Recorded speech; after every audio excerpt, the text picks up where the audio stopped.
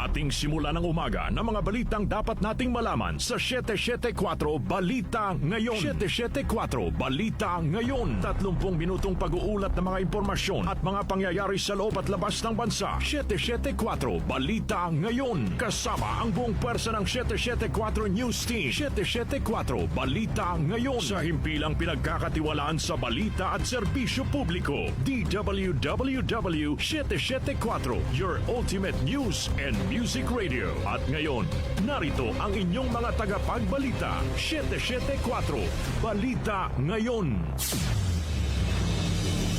774 Balita Ngayon. Magandang umaga, Luzon, Visayas at Mindanao. Ngayon po ay araw ng Miyerkules, July 15, 2026. Narito na ang 774 Balita Ngayon. 774 Balita Ngayon. At sa ating pong mga headlines, Operation Romanov lumabas sa impeachment trial na banta sa First Family at hindi kay BP Sara Duterte. House Prosecution Team hindi na pahaharapin sa impeachment trial sina Attorney Zuleika Lopez at Captain Belinda Bello. Oral arguments para sa hiling na ipasampi na ang tax at bank records ni VP Sara Duterte isasagawa ngayong araw. Vice President Sara Duterte nanindigang hindi suportado ng ebidensya ang impeachment complaint laban sa kanya. Panukalang 2027 budget tiyak na dumaraan sa masusing pagsusuri ng Malacanang bago'y subite sa Kongreso. Bilang ng nasawi sa bagyong Inday at Tabagat, umabot na sa 23. Deworming program ng pamahalaan ligtas pa rin sa kabila ng pagkasawi ng isang grade 4 pupil ayon sa DOH. Metro News, isang abogado o isang bagong abogado at 2 iba pa arestado matapos reklamo ng robbery extortion ng kanilang sariling kliyente. SciTech, bagong uri ng ghost shark natuklasan sa Costa Rica. Lifestyle News, sa French designer na si Olivier Roustang magsisilbing bagong creative director ng Spanish fashion brand na Ravin. Sa ating music trivia ngayong petsa, pinangalanan sa isang music fan survey bilang top of the patriotic pops ang iconic English rock band na ito na nagpasikat ng kantang We Are the Champions. Anong banda ito? Mamaya alamin. Balitang kakaiba, inaamag na bluefin tuna patok sa Japan. Oras po natin, 6:39 ng umaga. Kami po ang inyong tagapagbalita, Darlene Olanyo. At Daryl Justin. Narito naman ang detalye ng mga balita. 774 Balita Ngayon. Lumutang sa impeachment trial ni Vice President Sara Duterte na banta pala sa First Family ang tungkol sa Romanov at ito ay unang sinabi ni Davao City Mayor Baste Duterte. Sa Day 5 ng impeachment trial, sinabi ni Senator Judge Raffy Tulfo na si Mayor Baste ang unang nagbanggit ng Romanov sa gitna ng isang rally speech. Kinumpirma ni NBI Regional Director Attorney Jeremy Lotok na sinabi nga ni Mayor Baste ang salitang Romanov na mistulang pagbabanta sa pamilya ni Pangulong Ferdinand Marcos Jr.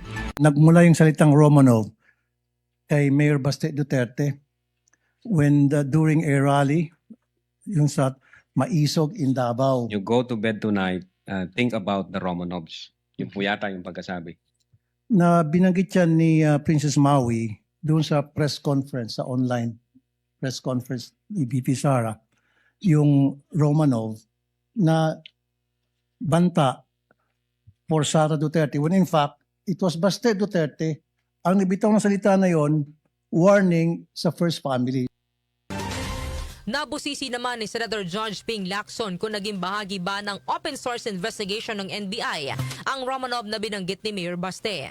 Sinabi ni Lotok na hindi nila nakuha ito sa kanilang open source investigation dahil hindi sa Romanov nakasentro ang kanilang investigasyon kundi sa grave threats ni Vice President Sara Duterte laban kay Pangulo Marcos, First Lady Liza Araneta Marcos at dating House Speaker Martin Romualdez.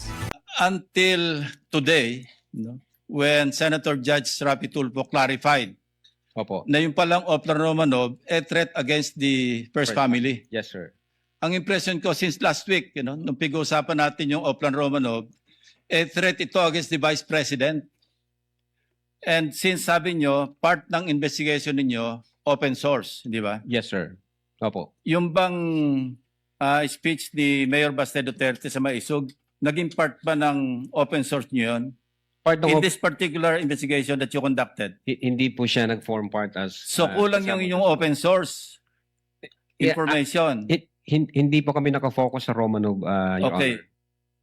Dininaw naman ni Senator Judge Alan Peter Cayetano na hindi matatawag na banta sa First Family ang pagkakapanggit ni Mayor Baste sa Romanov, kundi paghahalin tulad lamang sa mga Marcos sa parehong napatalsik sa pamamagitan ng revolusyon.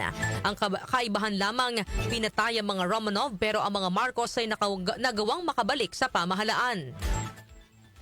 My reading nung sinabi ni Mayor Baste is pag natulog ka sa gabi, remember the Romanovs. So we have to look at our history. The Romanovs were evicted via a revolution. Diba? So Mayor Baste was doing a parallel ng 1986 na paalis yung mga Marcoses via revolution. But unlike the Romanovs, the Marcoses were given asylum or whatever you call it in Hawaii, and over time, nakabalik until the president became president. Ang Romanovs, inubos sila. Yan po ang bahagi ng ikalimang araw ng impeachment trial ni Vice President Sara Duterte. 774 Balita Ngayon. Samantala, hindi na pahaharapin ng House Prosecution Team sa impeachment trial si Attorney Zuleika Lopez, ang Chief of Staff ni Vice President Sara Duterte at si House of Representatives Sergeant-at-Arms Captain Belinda Bello. Ang kay Attorney Lorna Capunan, lead counsel para sa House Prosecution Panel, hindi na kinakailangan ng pangangailangan o nakikitahan ng pangangailangan na paharapin pa si Lopez bilang testigo sa Article 4 o grave threats ni VP Sara laban kay Pangulong Ferdinand Marcos Jr., First Lady Liza Araneta Marcos at dating House Speaker Martin Romualdez. Sinabi ni Capunan na kung paharapin pa si Lopez ay ipipresenta lamang nito ang pagkakakontempt sa kanya sa detention center ng Kamara kung saan kasama siya noong magbitiw ng pagbabanta si VP Sara.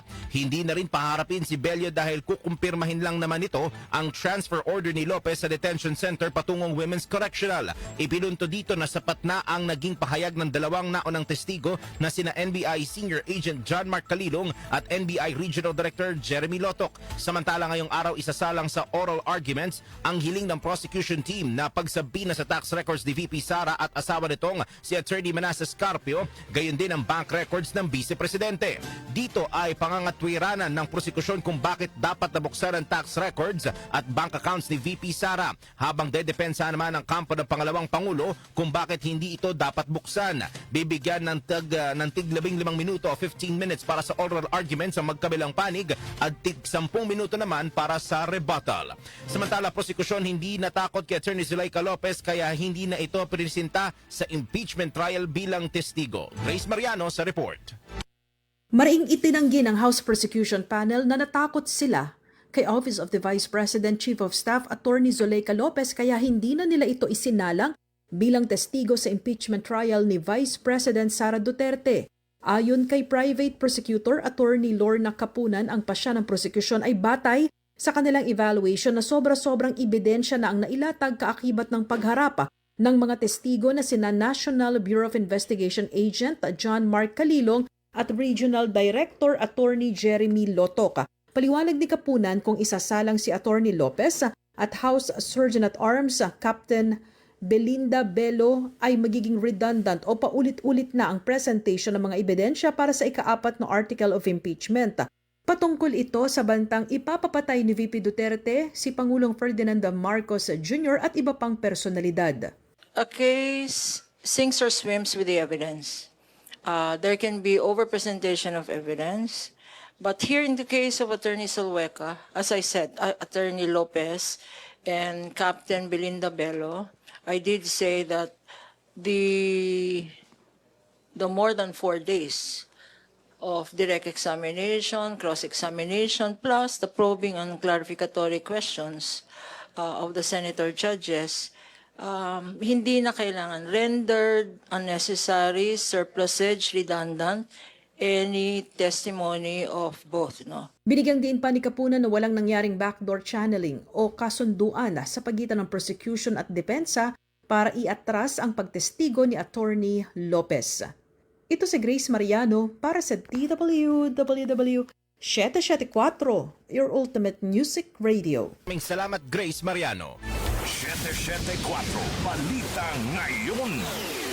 Nanindigan naman si Vice President Sara Duterte na hindi suportado ng ebidensya ang impeachment complaint laban sa kanya. Sa inilabas itong pahayag, sinabi ni VP Sara na sa ika-4 na araw ng impeachment trial laban sa kanya ay nasaksihan ng buong bansa ang matagal na niyang iginigiit na hindi suportado ng mga ebidensya ang reklamo laban sa kanya.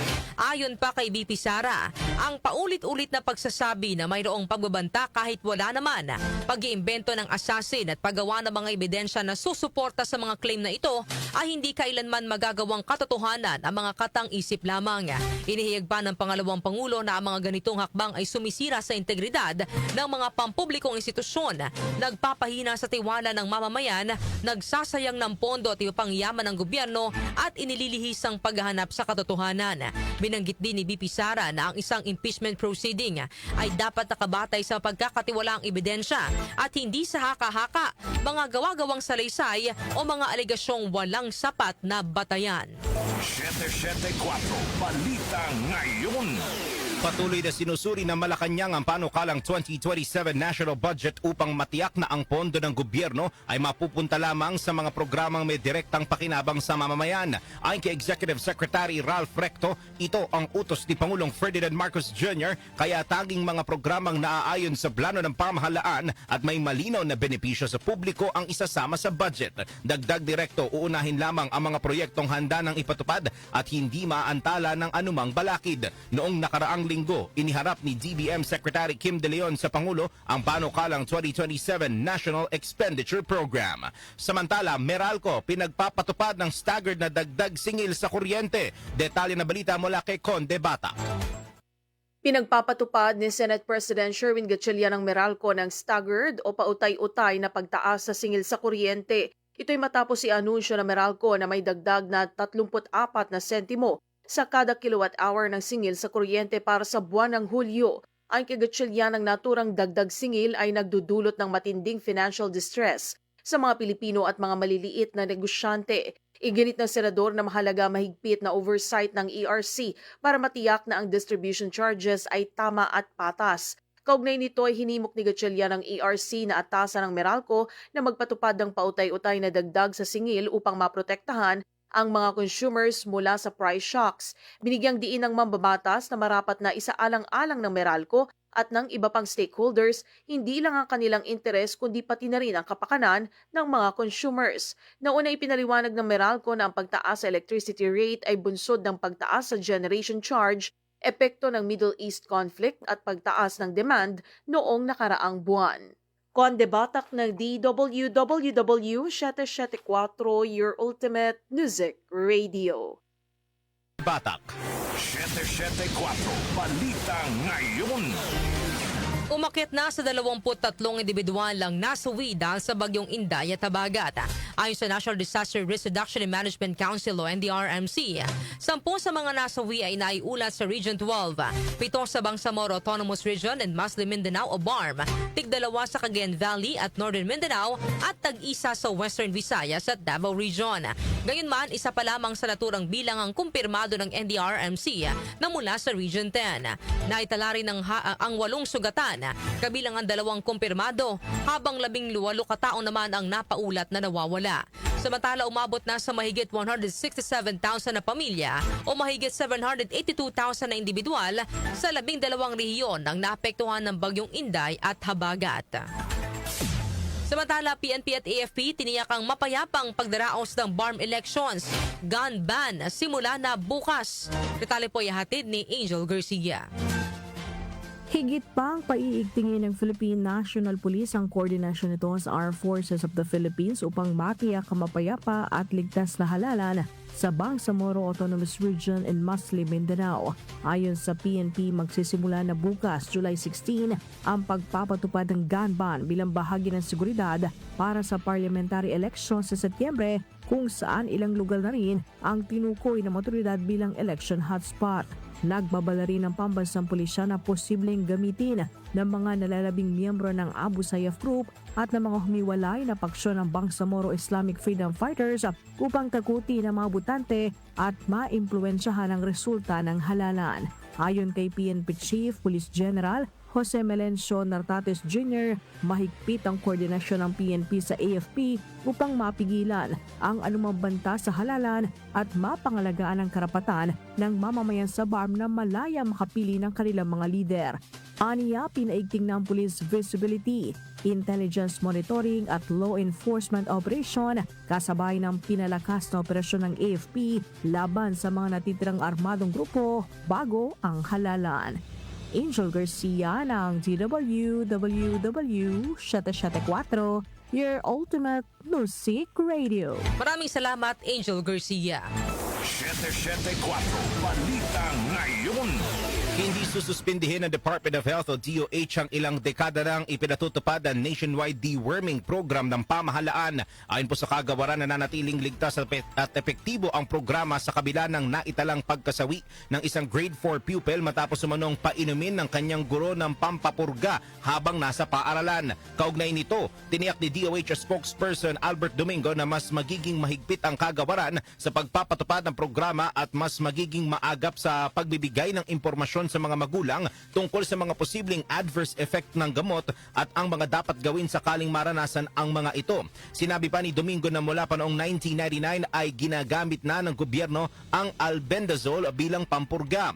Inihayag pa ni Domingo na hindi pa masabi kung ang pagkasawi ng bata ay may direktang kaugnayan sa pag-inom ng pampapurga dahil hinihintay pa ng DOH ang resulta ng autopsy na isinagawa ng National Bureau of Investigation o NBI. Samantala, Maritime Industry Authority nagsasagawa ng basic safety training sa mga operator ng mga sasakyang pandagat. Balita ay hatid ni Gina Mape. Isinailalim sa Modified Basic Safety Training o MBST ng Maritime Industry Authority o Marina ang 49 na bankero at motorman sa Bulan Sorsogon. Ang pagsasanay sa mahalagang aspeto ng maritime safety kabilang ang elementary first aid, personal survival technique, fire prevention and firefighting, personal safety and social responsibilities at typhoon awareness and preparedness ay pinangunahan ng Maritime Industry Authority Regional Office 5. Ayon sa Marina, layon nito na higit pang pakalakasin ang kahandaan ng mga operator sa pagtugon sa mga emergency at matinding lagay ng panahon, kasabay ng pagpapatibay ng pagsunod sa umiiral ng mga pamantayan sa kaligtasan sa karagatan. Kasabay dito, nagsagawa rin ang Marina ng mobile registration upang mailapit sa mga stakeholder sa bulan ang proseso ng kanilang mga dokumentong kailangan sa paglalayag. Tiwala ang Marina na sa pamamagitan ng inisyatibong ito ay mas maginhawang maihatid ng ahensya ang mga serbisyo ng pamahalaan. Patuloy ang paghikayat ng Marina sa mga stakeholder na sundin ang mga umiiral na batas, alituntunin at regulasyon sa sektor ng maritima. Ako si Gina Mape ng DWWW 774, your ultimate music radio. Maraming salamat, Gina Mape. 774 Balita Ngayon. Oras po natin, 6 na minuto bago mag alas 7 ng umaga. Kami pa rin po ang inyong tagapagbalita, Darlene Olanyo. At Darrell Justin. 774 Balita Ngayon. Metro News. Metro News. Isang bagong abogado at 2 iba pa arestado matapos sa reklamo ng robbery extortion ng kanilang sariling kliyente. Tali po ay hatid ni Joanna Bakiran. Inaresto ng National Bureau of Investigation ang isang bagong abogado at 2 niyang kasamahan sa isang law office sa Taguig matapos silang ireklamo ng sarili nilang kliyente ng robbery extortion na may kaugnayan sa Cybercrime Prevention Act. Batay sa investigasyon ng NBI, lumapit noong Mayo ang magkapatid na biktima sa law office upang humingi ng tulong kaugnay sa isang immigration case laban sa dating Chinese business partner. Matapos may basura ang kaso, sinabi umano ng law office na may nagbayad ng hitman upang ipapatay sila at ang kanilang pamilya. Sinabihan din ng mga biktima na magbayad ng 400,000 pesos kapalit ng umano'y pagkapatigil sa banta dahil may koneksyon ng mga suspect sa sindikato. Sa takot din ng mga biktima ay nakapagbigay ang mga ito ng 100,000 pesos sa 2 magkahiwalay na transaksyon. Ngunit muling hininga ng mga biktima ng 300,000 pesos at dahil dito ay humingi na sila ng tulong sa NBI na agad nagkasa ng entrapment operation na nagresulta sa pagkakaaresto ng mga suspect. Nahaharap na ngayon ang abogado at dalawa niyang umani kasamahan sa reklamong robbery extortion na may kaugnayan sa Cyber Prevention Act. Ako po si Jonah Bakira ng DWWW 774 Ultimate Music Radio. Maraming salamat, Joanna Bakiran. Foreign exchange rates. Foreign exchange rates. Narito na po ang ating update sa ating foreign exchange rates. Ang palitan po ng piso kontra dolyar ay nasa 61 pesos at 60 centavos. Nasa 70 pesos and 14 centavos naman ang palitan ng piso kontra euro, habang ang British pound ay nasa 82 pesos at 27 centavos. Ang palitan naman ng piso kontra Saudi Riyal ay nasa 16 pesos at 40 centavos, habang ang Japanese yen ay nasa 38 centavos. Lotto results. Lotto results. Update naman po tayo sa resulta ng Lotto. Iatid po sa atin ni Jackie Maestrado Rubio. Ang bahagi ito hatid sa inyo ng Philippine Charity Sweepstakes Office. Pagkakaisa para sa hawang gawa. Narito ang recap ng resulta ng bulahan ng Philippine Charity Sweepstakes Office kahapon, July 14, 2026. Sa ganap na alas 9 ng gabi. Sa mga nag-aabang ng Ultra Lotto 658, ang winning number combinations ay 1, 23, 17, 48, 58, at 34. Ulitin ko lamang po, ang winning number combinations sa Ultra Lotto 658 ay 1, 23, 17, 48, 58, at 34, na may jackpot prize na 132,124,267 pesos and 28 centavos. Para naman sa Super Lotto 649, ang winning number combinations ay 18, 11, 37, 22, 36, at 17. Muli, ang winning number combinations sa Super Lotto 649 ay 18, 11, 37, 22, 36, at 17, na may jackpot prize na 70,248,761 pesos and 21 centavos.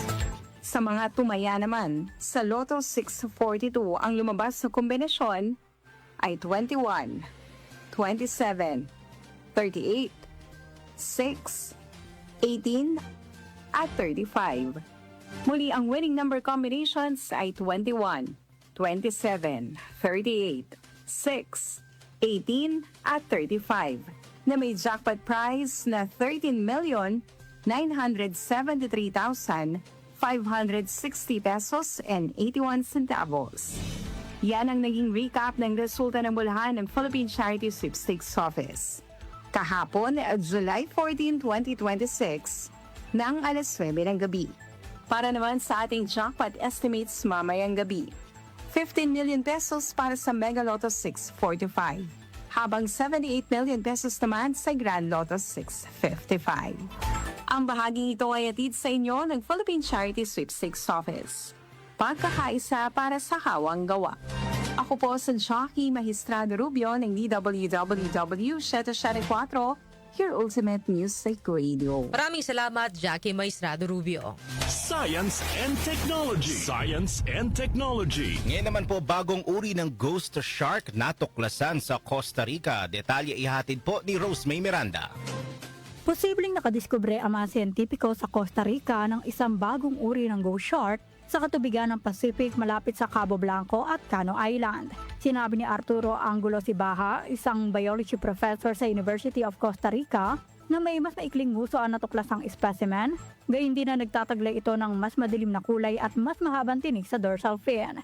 Binigyan din ni Sibaha na ito ang uri ng ghost shark na kilala sa baybayin ng Central America at wala anyang indikasyon na nagkaroon ng reproductive contact ang bagong discovering species sa iba pang uri ng ghost shark. Gayunman, nilinaw ng mga eksperto na ang mga specimen na nakolekta noon malapit sa Peru at Chile ay halos katulad na natagpuan sa Costa Rica.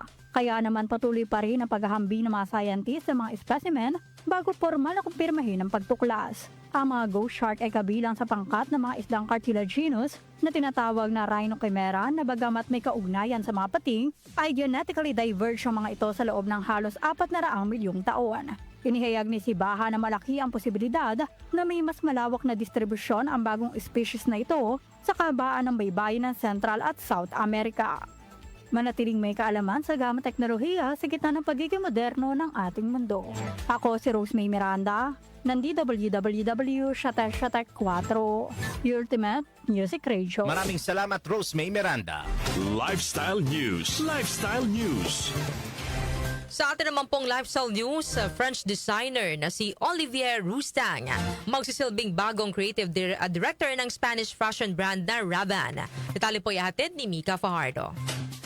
Itinalaga ng Spanish luxury fashion house na Paco Rabanne si French designer Olivier Rousteing bilang bago nitong creative director.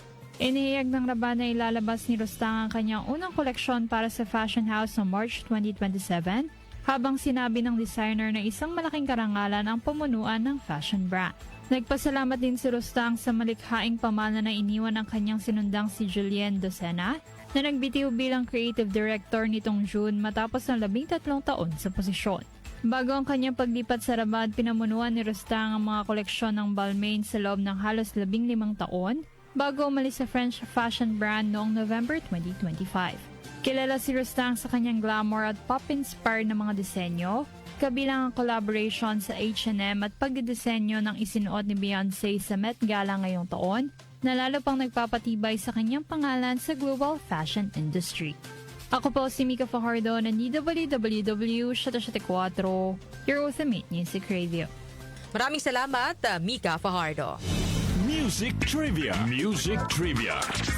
Ngayong petsa naman po pinangalanan sa isang music fan survey bilang Top of the Patriotic Pops ang iconic English rock band na ito na nagpasikat ng kantang We Are the Champions. Sino kayang banda ito? Alamin natin sa Music Trivia ni Kenny Gacosta.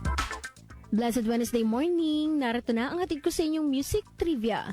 Ngayong petsa na ito, July 15, taong 2012, pinangalanan sa isang music fan survey ang iconic English rock band The Queen bilang Top of the Patriotic Pops o yung mga pinakakilala o nangungunang artist at musika na nagpapakita ng pagiging patriotic o pagmamahal sa bayan. Ang naturang survey ng Lucky Voice ay nilahukan ng 100,000 music fans. Ang awitin na We Are the Champions na tinaguri ang anthem ng banda ay pinangalanan din bilang nangungunang kanta na para sa mga respondents ng survey ay nagparamdam sa kanila ng pagiging proud bilang British. Ayon sa Lucky Voice karaoke website, nakakuha sa survey ang naturang kanta ng 13,000 votes mula sa mga users. Sinundan ito ng Wonderwall ng Oasis na may 11,000 votes mula sa mga karaoke singers at ng awiting Let It Be ng The Beatles na may 10,000 votes. Ang Candle in the Wind naman ni Elton John at The London Calling ng The Clash ay pumasok din sa top 5 ng survey ng Top of the Patriotic Pops. At yan, hatid ko sa inyong music trivia. Ako po si Kenny Gacosta ng DWWW 774, your ultimate music radio. Maraming salamat, Kenny Gacosta. Balitang kakaiba. Sa atin naman pong balitang kakaiba, naku, pasintabi po sa mga nag-aagahan, ano? Marami po ang naku-curious sa lasa ng kakaibang delicacy sa Japan kung saan ang isang bluefin tuna ay pinatutuyo at hinahayaang mabalutan ng makapal na amag bago kainin. Ayon po sa mga Japanese chef, 4 na linggong iniimbak ang bluefin tuna hanggang sa mabalutan na ito ng koji mold na aakalain ng isang balahibo. Bagamat nakakawala ng gana para sa ilan ang presensya ng amag, isa itong mahalagang sangkap na nagbibigay sa bluefin tuna ng kakaibang linamnam. Upang magawa ito, maingat na inilalagay ng mga Japanese chef ang isda sa isang imbaka na may temperaturang 1 degree Celsius hanggang 6 degree Celsius at humidity na 70% hanggang 85% upang mabilis na tumubo ang amag. Sa ilalim ng makapal na amag, unti-unting pinalalambot ng mga enzyme ang protina at taba ng isda at naglalabas ito ng mga amino acid na nagbibigay ng umami. Wala namang dapat ikabahala ang sino anumang naistikman nito dahil maingat na ginugupit at tinatanggal ng mga chef ang panlabas na bahagi ng bluefin tuna, kaya tanging ang purong pinalambot na tuna lamang ang natitira na inihahain bilang sashimi o sushi. Yan po ang ating balitang kakaiba ngayong araw po ng Miyerkules. At bago tayo magtapos sa ating balitaan, partner, ano ba ang ating question of the day? Sa mga nag-aabang, ito na po ang ating katanungan. Sang-ayon ba kayo sa SWS survey result na interest of the rich ang pinagsisilbihan ni Pangulong Ferdinand Marcos Jr. at bakit? Para po sa inyong mga opinyon, ng ating text line 0929-321-8738 at maaari po kayong mag-comment sa ating pong Facebook Live at sa ating YouTube channel. Inyo pong narinig ang mga may init na balita ngayong araw po ng Miyerkules, July 15, 2026. Kami po ang inyong tagapagbalita, Darlene Olanyo. At Darrell Justin. Napasa inyo ang 774 Balita Ngayon. 774 Balita Ngayon.